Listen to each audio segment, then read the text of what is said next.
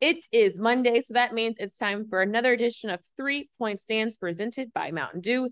Meghan, Triplett, John Roser is here. And John Roser, I hope you're ready to give your stance on some stuff because we got to start the day with the hottest and latest breaking news. Do you know what I'm about to ask you about? Do you Hey, know? bro, I just did KD. Yes, it's all about Kevin Durant because this morning, Shams Charania reported that a new Western Conference contender is expressing interest in Kevin Durant, and that is our very own, the Memphis Grizzlies. Reports say the Grizzlies have 5 first-round picks to theoretically utilize in a Kevin Durant trade, but sources are saying that they will not make Jaren Jackson Jr. or Desmond Bane available, but they want to center this trade around all the draft picks that the Grizzlies do have. I mean, Rosa, when you woke up this morning on a Monday to hear this, what was your overall reaction to the idea of Kevin Durant maybe very well coming to the Grizzlies? Well, KD is my favorite non-Grizzlies player. We all know, trust me, if you watch Chris Vernon, Rise and Grind, or 3-Point Stands, Yeah, at you some know how point, much I love KD. yes. I like his game. It's so smooth and effortless. Anyways, I was ecstatic. And look, if I tend to think it's going to be tough to do without throwing in Jaren or Desmond Bane, and the Grizzlies aren't going to throw in one of those in a deal. They're not going to. They want that core, that Jaren Bane core. They want that there. So I do figure maybe tough to do, but maybe it gets down to the point where we're getting closer and closer to training camp, and they just want this resolved. And then let's just say, you know what, we'll take some expiring contracts, like a Steven Adams or Danny Green or Dylan Brooks. We'll take the expiring contracts and all of your draft picks, and we'll just do that. Because I think the Nets, as much as Josiah said they want to remain competitive, I think the realization is probably it's going to be tough for us to remain competitive. We might as well go ahead and recoup a lot of these draft picks that we've lost already, recoup some of them, and we're just going to freaking have to start this thing over again. So, I mean, could it happen? Yeah, I think it absolutely could happen. And if the Grizzlies have John Morant, Desmond Bane, Jaren Jackson Jr., Kevin Durant, and then, whoever else they're going to have on their bench, whether it's, some David Roddy, say Zaire Williams is still here. I don't know. They may want him in that deal too. That would be tough for me because of how much I love Zaire. But I mean, it's freaking Kevin Durant. But we're the favorites to win the title. Mm-hmm. It's not even like we will become the favorites to win the NBA championship. If you have John Morant, Kevin Durant, Desmond Bane, Jaren Jackson Jr., you will be the favorite to win the title. I mean, I think at this point, we do know this. Everyone's making phone calls. And there's one thing that we know about our GM. They will do whatever they can to make this team better, especially for this coming year. And, this report coming out there, and as you mentioned, without giving up Jaren Jackson Jr., Desmond Bane, it's hard to, process how that could go and how that can make it work.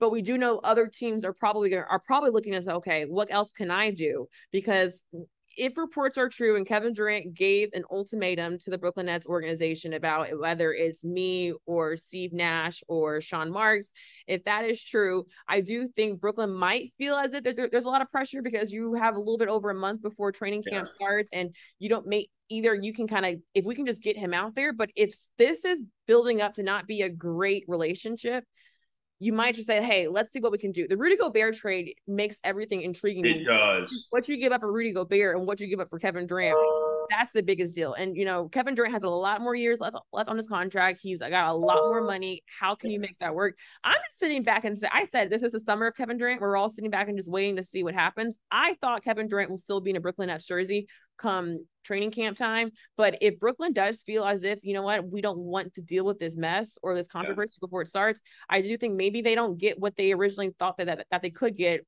2 months ago, whether a month ago or 2 weeks ago. Well, that's been the hard part. When you saw what the Gobert thing was, what that trade was, it's like, oh my God, well, what are you going to get for Kevin Durant? And the whole point of trading for Kevin Durant is you want that to be you're a fringe title team. This guy can put us over the hump. But when you saw what Rudy Gobert went for, the thought was, okay, you trade for Kevin Durant because you wanted to put you over the hump. But you're going to have to give up so much because of what Gobert went for. You're going to have to give up so much to get KD. Yeah. That you're not going to be a championship contender anymore because you're going to have to give up everything. There were reports that Philadelphia called him and they said, we want Joel Embiid. It's like, well, we're not going to give you Joel Embiid. Right. We want Kevin Durant and Joel Embiid together. So look, it remains to be seen. But the other thing too that I would not be concerned about is people talk about chemistry. Well, Kevin Durant may come in here and wreck chemistry. The Grizzlies do have a culture and a standard now. And what is the last time we saw Kevin Durant when he left a situation and went to an organization that already had a culture and a standard in place? And, he didn't have free run to do whatever he wanted to do. It was Golden State, and look how it turned out, I'm not saying we're going to freaking go win back-to-back titles or could even, win 3 in a row, which they would have won 3 in a row if KD wasn't hurt that last year. And if, Clay ended up getting hurt, I think in like game 5 or game 6 of that series. I do believe the Warriors would have won 3 in a row. But yeah, no, we're all watching. We're all watching. No, and I think you're dead right. I think it's getting to a point Brooklyn is probably sitting there saying to themselves, we don't want this going into training camp. Like, you don't want this. It is going to be a freaking distraction. If you know the guy wants out, if you haven't been able to convince him, like, hey, we've got a good team, and they do have a good team if KD stays. Yeah. They have a really good team. But if you can't convince him of that, it is best just go ahead and do it. Just convince him, but like even like convincing like Kyrie Irving too. Like you already did this for the last 2 years of like having some controversy. Like, look, yes, they've dealt with it before, they've been there before, but you also just got swept in the first round. Do you want to go through that all over again? Is it even worth the drama if you can't get them to all agree to kind of like coming back for a year and saying like let's make this something, and let's not forget about Ben Simmons added to that mix as well. So look, I assumed the Grizzlies made a phone call. I'm happy it's out there, but to hear that if the reports are true that it's a contender, I thought everybody called. Like at this point, I assume everybody. I mean, I figured we've already talked to them, right? I think you already. And they were like, and they probably said we want Jaren and Bane. They said we want both, probably, I would guess.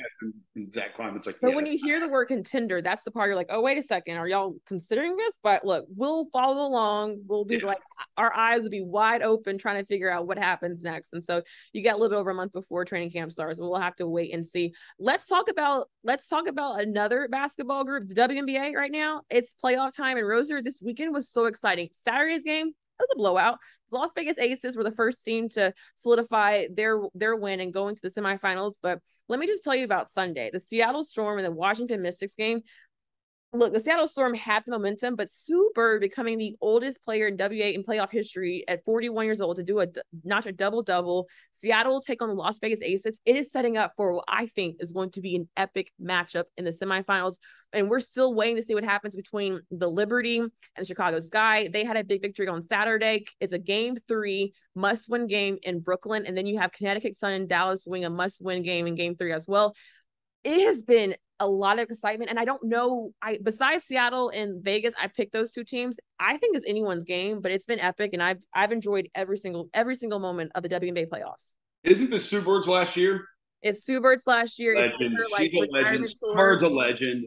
And what she just did in game 2 on Sunday, it was like, oh man, Sue Bird's still feeling it. She still got it. And her team is making sure she's got the hot hand. If you leave her wide open, I'm just saying, don't leave Sue Bird wide open. And that's the Mystics. They had an issue with that because if you double team Brianna Stewart, it's really, really hard. But the Aces also have a lot of weapons as well. So I'm excited about that matchup. And I can't wait to kind of see who else moves on to the semifinals. Okay, last one. Jason Tatum did an interview with Taylor Rooks, and they got into the debate of what is a superstar. What is a true superstar? And we don't have much time here because we spent forever talking about KD, and we could have spent another hour talking about KD. But this is my definition. A superstar is, can you be the best player on a championship team? That to me is a superstar. So yours is championship teams. So that means you actually have to make it to the finals. Is that what you're saying? So here's a conversation. Taylor Rooks said Damian Lillard was not considered a superstar. But look, I don't think Luka Doncic hadn't made the finals yet. I do believe Luka Doncic can be the best player on a championship. Do you have exceptions? No. I just said, do I believe? I mean, it's all subjective. Do I believe you can be the best player on a championship team? I don't think Damian Lillard can be the best player on a championship team. I do not believe that. You don't think he's a superstar? What? No, I don't think Damian Lillard's a superstar. I think Damian Lillard's an all-star bogus player. I do believe Jason Tatum's a superstar. I think he can be the best player on a championship team. Obviously, we know Curry, we know KD, we know LeBron, we know Giannis. John Morant's a superstar. I think I do believe John Morant can be the best player on the championship. Okay. All right, we're out of time.